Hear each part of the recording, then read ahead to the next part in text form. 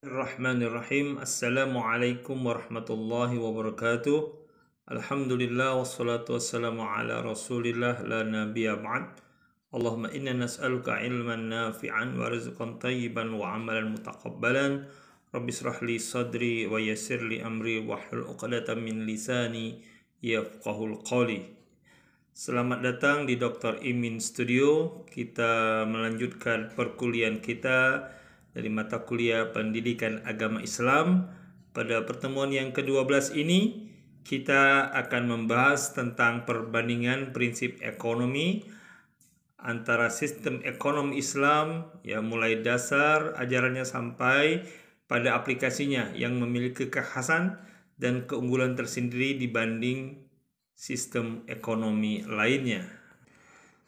Sebagai landasan teologis, kita dalam mengkaji tema ini ya dalam Al-Qur'an surah An-Nur ayat 37 yang berbunyi A'udzubillahi minasyaitonirrajim. Bismillahirrahmanirrahim. Rijalun la tulhihim tijaratun wala bai'un an dzikrillah wa iqamis salati wa ita'iz zakati yakhafuna yawman tataqallabu fihi al-qulubu wal absar. Shadaqallahul azim. Laki-laki yang tidak dilalaikan oleh perniagaan dan tidak pula oleh jual beli dari mengingat Allah dan dari mendirikan salat dan dari membayar zakat, mereka takut pada suatu hari yang di hari itu hati dan penglihatannya menjadi guncang. Al-Quran surah An-Nur ayat 37. Dalil ini menjadi pijakan kita dalam membahas tema atau membandingkan sistem ekonomi yang berkembang dalam perspektif historis. Ya, berikut kita akan mencoba membandingkan bagaimana prinsip-prinsip ekonomi itu sendiri ya. Bahwasanya setiap sistem ekonomi mempunyai sejarah evolusi yang berbeda. Masing-masing sistem mempunyai nilai etika tersendiri. Tentunya dalam kesempatan ini kita akan bicarakan bagaimana perbandingan evolusi dan etika sistem ekonomi tersebut. Ya.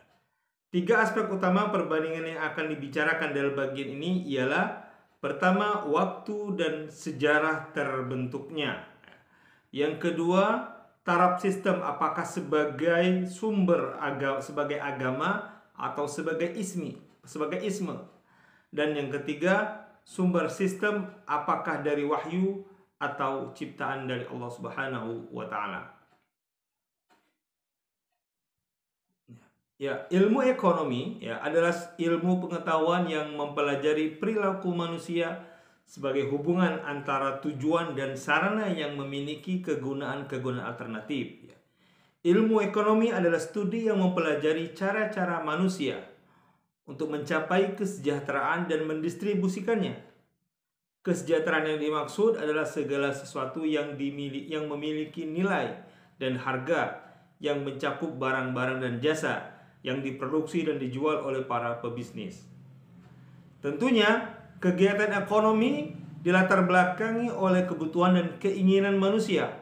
Hal itu berlangsung dimanapun, ya akan tetapi cara pemenuhan dan cara pendistribusian kebutuhan dan keinginan tersebut selalu dilandasi filosofi yang berbeda. Perbedaan tersebut mungkin saja disebabkan oleh pengaruh filsafat atau agama dan kepentingan politik di negara yang bersangkutan. Nah, berkaitan dengan cara memperoleh dan mendistribusikan kebutuhan dan keinginan manusia itulah di dunia ini dikenal dengan 5 sistem ekonomi ya. Yang pertama yaitu kapitalisme, kemudian sosialisme, fasisme, komunisme, dan terakhir adalah ekonomi Islam. Oleh karena itu pada bagian ini ya, sebelum dikemukakan prinsip ekonomi, kita akan bahas terlebih dahulu secara sepintas prinsip-prinsip ekonomi yang lainnya.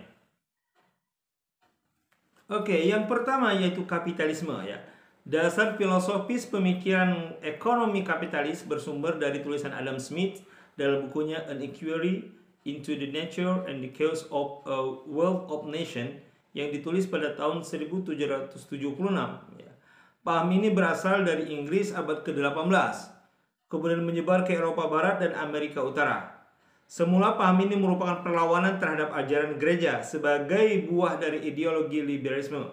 Pada gilirannya ideologi ini menjadi sistem ekonomi dan pada akhirnya mengakar menjadi ideologi yang mencerminkan gaya hidup way of life. Motif kepentingan individu yang didorong oleh filsafat liberalisme kemudian melahirkan sistem ekonomi pasar bebas yang pada akhirnya melahirkan ekonomi kapitalis.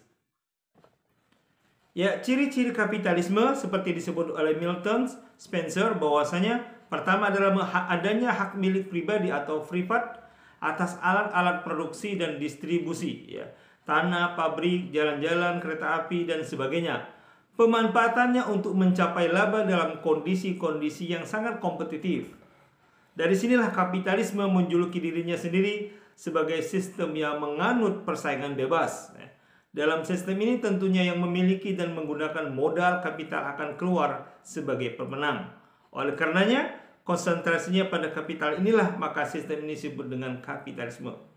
Implikasinya, ya, lembaga hak milik swasta merupakan elemen paling pokok dari kapitalisme.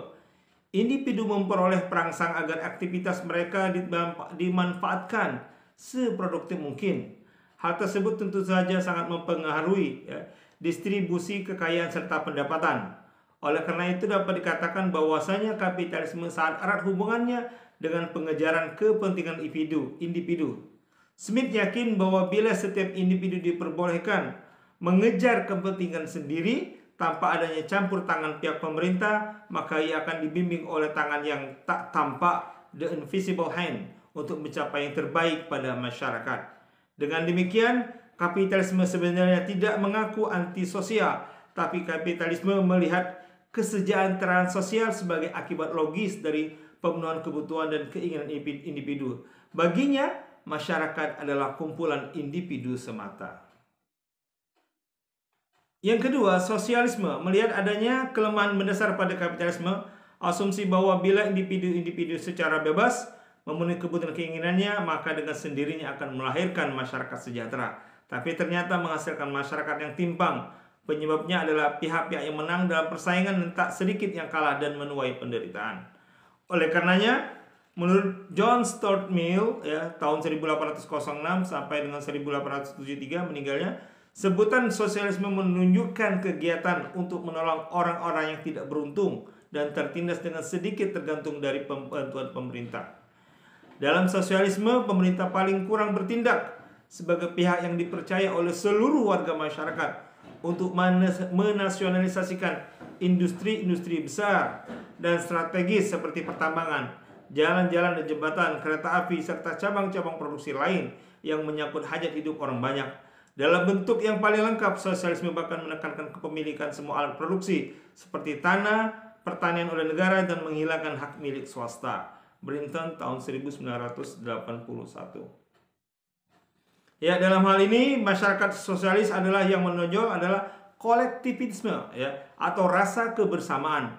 Untuk mewujudkan rasa kebersamaan itu, negara harus mengatur lokasi produksi dan cara pendistribusian secara semua sumber-sumber ekonomi. Yang ketiga yaitu komunisme. Ya, kebanyakan orang menyamakan sosialisme dengan komunisme. Sebenarnya komunisme merupakan bentuk paling ekstrim dari sosialisme. Dalam komunisme, perekonomian didasarkan atas sistem di mana segala sesuatunya serba dikomando. Negara merupakan penguasa mutlak. Pemerintah main paksa dalam melaksanakan setiap kebijakan. Maka perekonomian komunisme disebut juga dengan sistem ekonomi totaliter.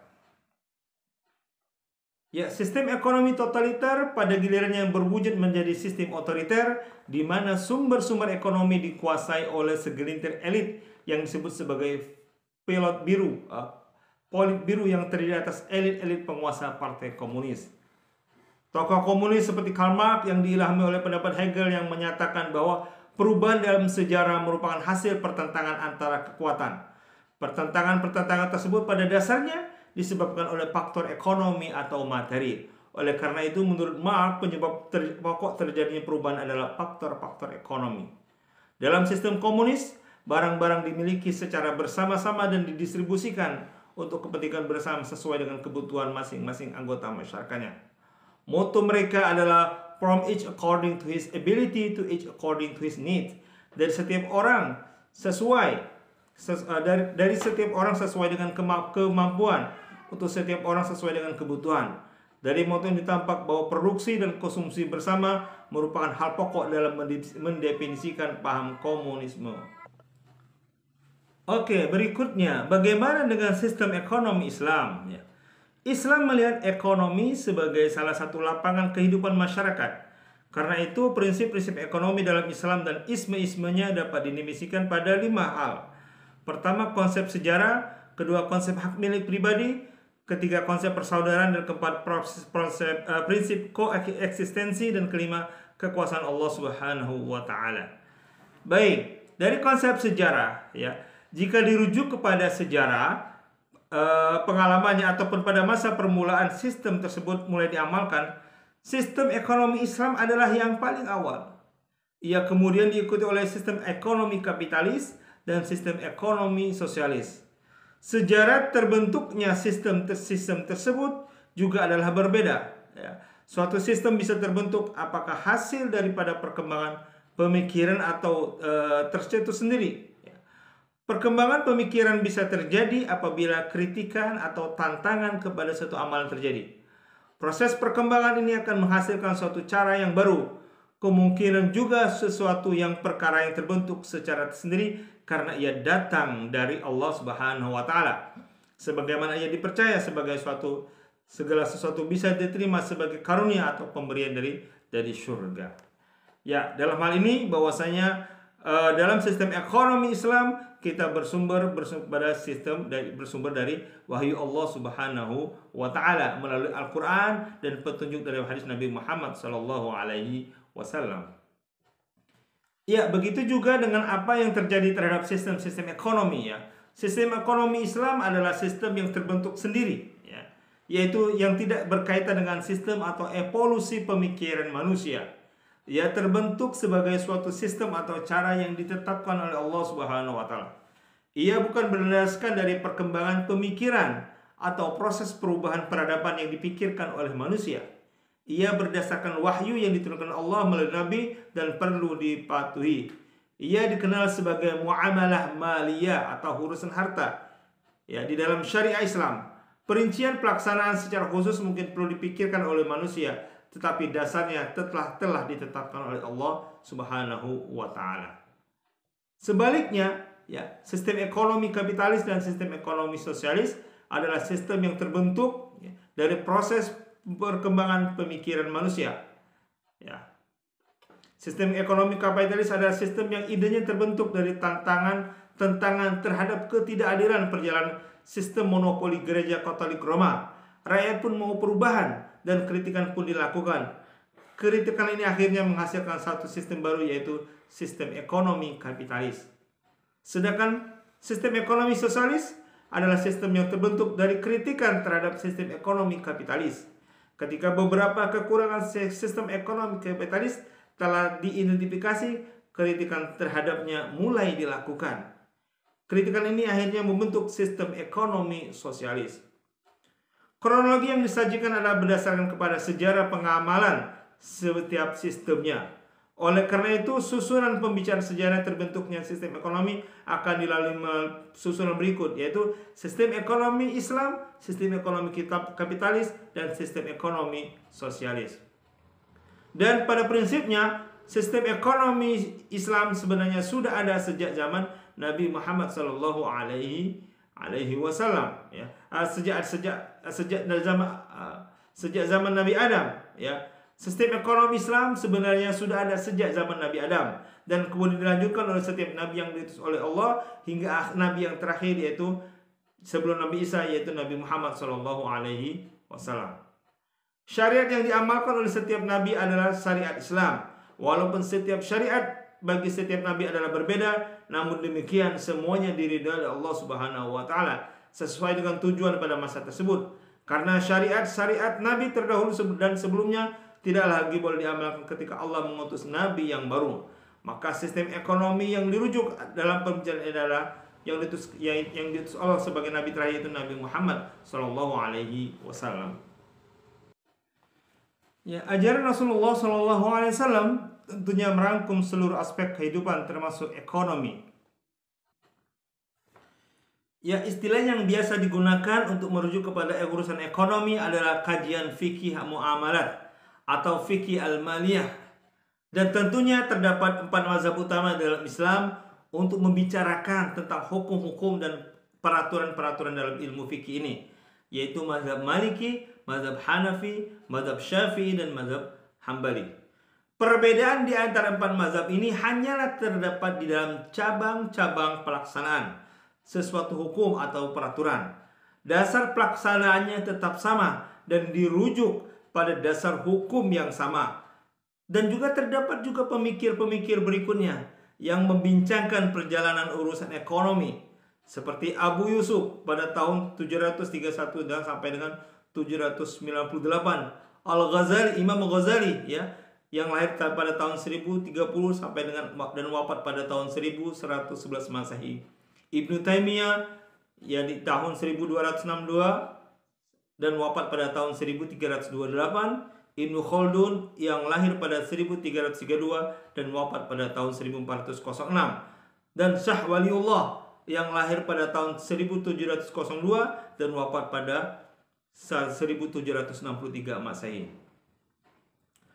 Dari sisi konsep sejarah tersebut, perbandingan Islam terlihat jelas dengan isme-isme lainnya, terutama Marxisme ya. Karena menurut Karl Marx, peristiwa ekonomi menjadi pengendali perjalanan sejarah.